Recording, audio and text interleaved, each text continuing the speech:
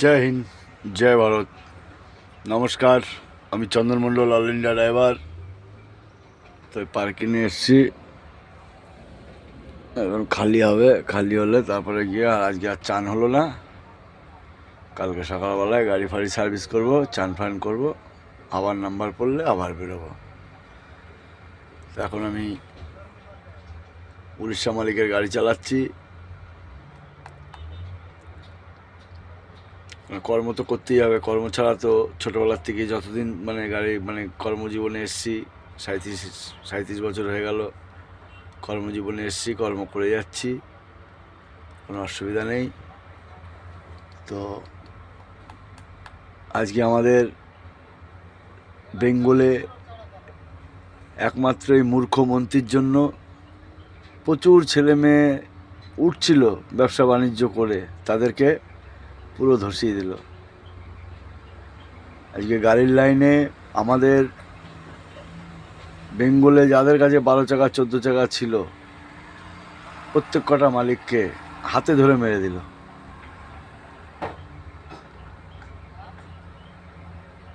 12 চাকা গাড়ি 5 ton বাড়িয়েছিল supreme court, 14 চাকা গাড়ি 5 টন বাড়িয়েছিল, 10 চাকা গাড়ি 4 টন বাড়িয়েছিল 2018-তে। কারণ হচ্ছে tata, linen, Bharat Benz, Eicher, Mahindra সব গাড়িগুলো কোম্পানি মিলে একটা কেস করেছিল যে আমরা যে গাড়ি বানাচ্ছি এই গাড়িগুলোতে পাসিং বাড়ানো হোক, গাড়ির ক্ষমতা আছে। তো সরকারের তরফ থেকে গাড়িগুলোকে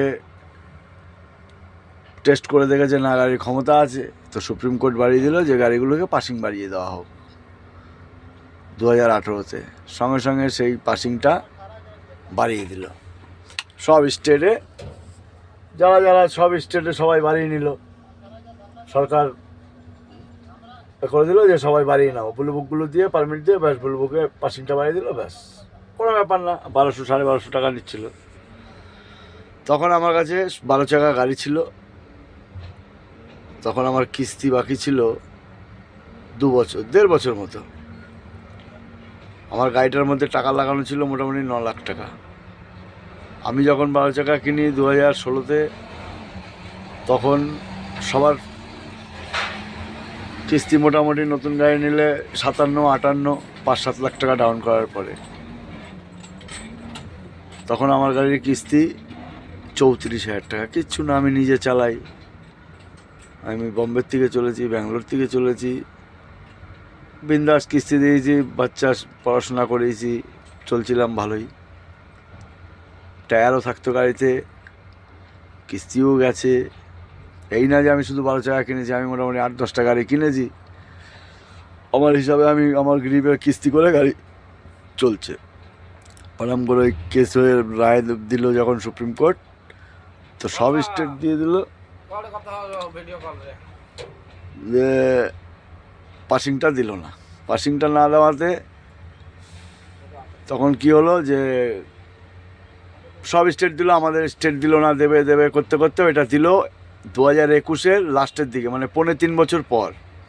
3.5 বছর পরে এই গাড়িগুলো কিস্তি কী করে যাবে?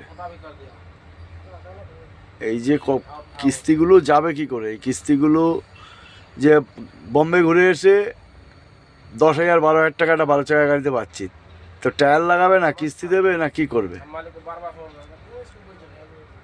তো সেখানে দাঁড়িয়ে আমি, যাই হোক, সংসার আছে, বাচ্চা কাচ্চা, মেয়ে আমার পড়াশোনা করছে, সেখানে খরচা, সংসারে খরচা, একার উপরে গাড়ির কিস্তি। এবার মাল পাওয়া যাচ্ছে না। 25 টন গাড়ি যখনই হয়ে গেছে, বাইরের স্টেটের গাড়ি কলকাতায় এসে 25 টন নিয়ে চলে যাচ্ছে, আমরা 20 টনের মালের জন্য বসে আছি। কারণ বড় বড় ব্যবসাদাররা মাল বেড়ে গেছে, মানে ওদের 100 টাকা টনে কম, এই জন্য ওরা 25 টনের গাড়ি নিচ্ছে, 20 টনের গাড়ি নিচ্ছে না। এই করে গাড়িগুলো দাঁড়িয়ে দাঁড়িয়ে পুরো লাস্টে পুরো শেষ। মিজোরামে গাড়ি ছেড়ে চলে আসলাম, এসে এই এখন উড়িষ্যায় গাড়ি চালাচ্ছি, 14 চাকা গাড়ি। এটাও অল ইন্ডিয়া চলে, এখান থেকে যেখানে মাল পড়বে সেখানেই। তো ঠিক আছে, দেখা যাক এই সরকারে এখন আমাদের বাঙালি কি করে। কারণ এই মূর্খর মতো কাজ করে বেঙ্গলের যে অল ইন্ডিয়ায় আমাদের যে একটা ওয়ার্ল্ডে একটা আমাদের নাম ছিল, স্বামী বিবেকানন্দ শিখিয়েছে যে সভ্য ভদ্রভাবে জীবনযাপন করা যায়। সেইখানে দাঁড়িয়ে এই সরকার ততটাই বদনাম করেছে অল ইন্ডিয়া অল ওয়ার্ল্ডের কাছে। এখন বাঙালিরা যে স্টেটেই যাচ্ছে সেখানেই বলছে মানে যা তা বহিরাগত করে এই বাংলা পক্ষ আরও বেশি খারাপ করেছে।